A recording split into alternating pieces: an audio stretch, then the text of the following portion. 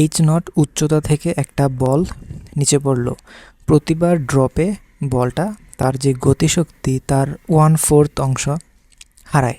তাহলে কততম ড্রপের পর বলটা এইচ নট ডিভাইডেড বাই 20 উচ্চতায় পৌঁছাবে?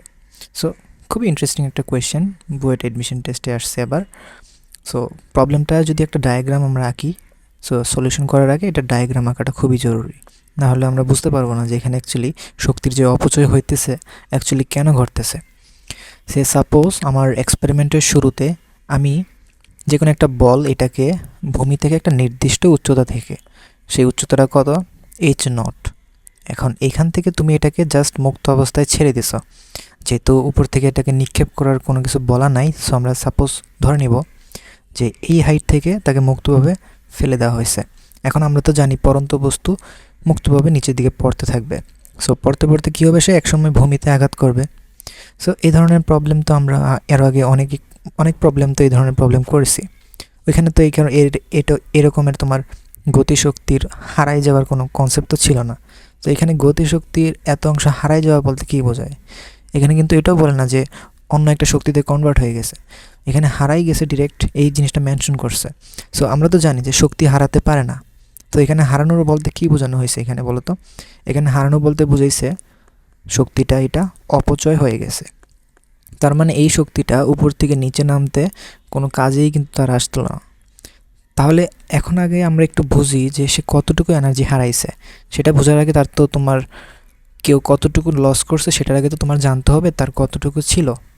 তো তুমি বলো তো, এই সর্বাধিক উচ্চতায় তার টোটাল কী পরিমাণ এনার্জি ছিল? সেই টোটাল এনার্জিটাকে যদি আমরা ই দিয়ে রিপ্রেজেন্ট করি, তাহলে টোটাল এনার্জি ইকুয়েশন কি? mg ইন্টু এইচ নট না? এটা হচ্ছে তার টোটাল এনার্জি। তাহলে যখনই সে ভূমিতে আঘাত করছে তাহলে সে তার টোটাল এনার্জি বা গতিশক্তি দুইটাই সেম। কেন সেম? কারণ যখন সে ভূমিতে আঘাত করবে তখন যেটাই তার গতিশক্তি সেটাই তার টোটাল এনার্জি। কারণ ভূমিতে আঘাত করার সময় কিন্তু তার কোনো কী থাকে না, কোনো হাইট থাকে না ভূমি থেকে। ওকে, এই কারণে আমরা গতিশক্তির 1/4 হারাই যাওয়াটাকে আমরা বুঝতে পারি সম্পূর্ণ যে এনার্জি সেটার 1/4 হারাই গেছে। তাহলে চিন্তা করো, একবার ড্রপ খাইছে, এই যে ধরো এখান থেকে নিচে যখন নামছে, এটা কি একবার ড্রপ খাইছে বলতে পারি আমরা। এই একবার ড্রপের ফলে আমাদের এখানে যে এনার্জি লস হয়েছে, সেই লস হওয়ার পর যে অবশিষ্ট এনার্জি ই প্রাইম, এটাকে আমরা লিখতে পারি E divided by 4 1 minus. So 1 minus তো লিখবো না। আচ্ছা, আমি একটু সুন্দর করে লিখি এটাকে।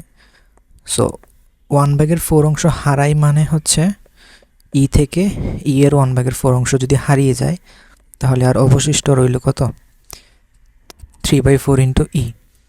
তার মানে যখন সে ভূমিতে আঘাত হয়েছে তখন তার ভিতরের যে এনার্জি অবশিষ্ট আছে এটা আর ই নাই। সো ওইখানে টোটাল শক্তি ই থাকলেও এখানে টোটাল শক্তি কত হয়ে গেছে? 3/4 ই। সো এখন আমরা যদি চিন্তা করি এটা একটা ইলাস্টিক কলিশন বা এখানে ইলাস্টিক সংঘর্ষ ঘটতেছে, মানে যেই শক্তি নিয়ে তুমি এই দেয়ালে আঘাত করবা, মানে ধরো একটা বলকে তুমি যতটুকু শক্তি নিয়ে এটাকে আঘাত করবা সেটা ততটুকুই উপরে উঠবে, এরকম চিন্তা করো। সো এই বলটা যখন প্রথমবার ড্রপ খাইছে তখন কি পরিমাণ এনার্জি নিয়ে তাকে আঘাত করছে?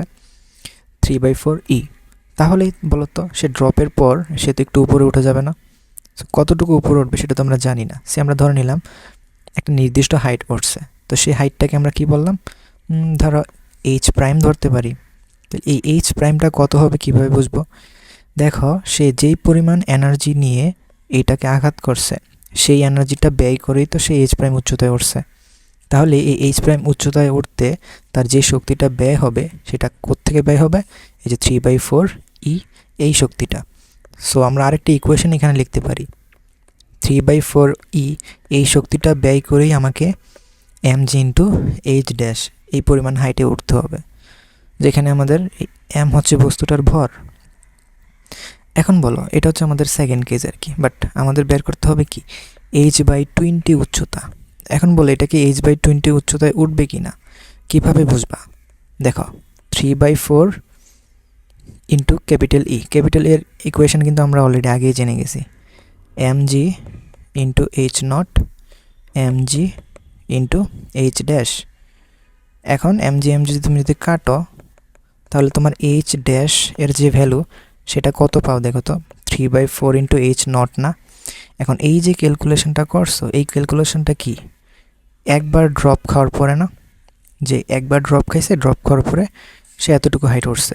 এখন সে যখন আবারও ড্রপ খাবে তখনও কিন্তু সে 1/4 শক্তি হারাই যাবে। বাট এখন কোথাকার শক্তি হারাবে, কারণ এখন তো সে যে নিচে নামতেছিল, এখন তো তার কাছে ই পরিমাণ শক্তি নাই, সে কিন্তু এখন অলরেডি 3/4 ই শক্তি নিয়ে নামতেছিল। তাহলে এখন সে শক্তি হারাবে 3/4 ই থেকে, বা এরকমভাবে লিখতে পারি আমি এটাকে ই ডাবল প্রাইম। ঠিক আছে, সেকেন্ড বার ড্রপের পরে কি পরিমাণ শক্তি এখন অবশিষ্ট আছে সেটা হবে যতটুকু শক্তি ছিল ই প্রাইম মাইনাস ই প্রাইমের 1/4, that means 3/4 of E prime, বা 3/4 ই প্রাইমের জায়গায় তুমি জিনিসটাকে এরকমভাবে লিখতে পারো না, 3/4 ইন্টু ক্যাপিটাল ই। এখন দেখো এই যে ক্যাপিটাল ই, এটা তো সবসময় তোমার একেবারে শুরুর যেই আমাদের ই ছিল, টোটাল যে হাইট এইচ নটে, সেই ইটা। এখন সেই ই এর সাথে আমরা যখন দুইবার ড্রপ করলাম তখন দেখলাম যে আমার কাছে যে অবশিষ্ট এনার্জি আছে সেই ই এর সামনে 3/4 ডাবল হয়ে আসছে। তাইলে তুমি যদি এখন এই সূত্র দিয়ে পুনরায় বের করো যে এই পরিমাণ এনার্জি নিয়ে সে নেক্সট বার কতটুকু হাইটে উঠবে, তো সেটাকে তুমি ধরো এইচ ডাবল প্রাইম দাও, তার মানে এই পরিমাণ শক্তি নিয়ে সে mgh ডাবল প্রাইম পরিমাণ উচ্চতায় উঠবে। এবং আবারও আগের মতো 3/4 ইন্টু 3/4 ইন্টু ক্যাপিটাল ই, বা আমাদের ইনিশিয়াল যে এনার্জি সেটা কত ছিল mgh not into mgh double prime. তাহলে এখান থেকে দেখো mg কাটা যায়, সো এইচ ডাবল প্রাইম তুমি পাইলা 3/4 ইন্টু 3/4 ইন্টু এইচ নট।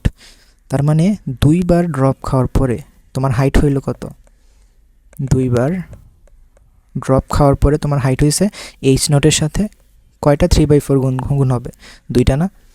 এখন একটা প্যাটার্ন খেয়াল করো, একবার যখন ড্রপ হয়েছে তখন কিন্তু এইচ নটের সামনে একবার 3/4 মাল্টিপ্লাই ছিল, দুইবারের ক্ষেত্রে দুইবার 3/4। এখন আমরা তো জানি না যে 3/4 এর ভিতর কতবার ড্রপ খাবে, সেটাই তো আমাদের প্রশ্ন বের করতে বলছে, যে এইচ নট বাই 20 উচ্চতায় পৌঁছাবে কখন। এখন এইচ নট বাই 20 ধরো এই উচ্চতাটা, এখন এই উচ্চতার পর্যন্ত সে বারবার এরকম ধরো এখানে একটা সুন্দর চিত্র আগে আমি, ধরো উপর থেকে নামছে, তারপর আবারও শক্তি একটু হারাইছে, তারপর আবারও একটু শক্তি হারাইছে, এরকম হারাইতে হারাইতে মনে করো এই হাইটটা হচ্ছে এইচ নট বাই 20। তাহলে এই হাইট পর্যন্ত তাকে আসতে সে এন এর মান কত হবে, অর্থাৎ কতবার ড্রপ খাইতে হবে সে এই উচ্চতায় আসার জন্য, সেটা আমরা বের করতে পারি কীরকমভাবে।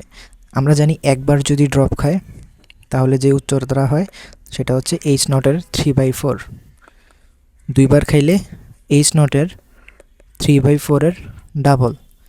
এখন আমাদের এইচ এর যেই মানটা, অর্থাৎ প্রশ্ন অনুযায়ী আমাদের যেই এইচ এর এনতম যে হাইটটা হইতে হবে সেটা কিন্তু আমাদের এইচ নটের কী হইতে হবে 3/4 ইন্টু এন।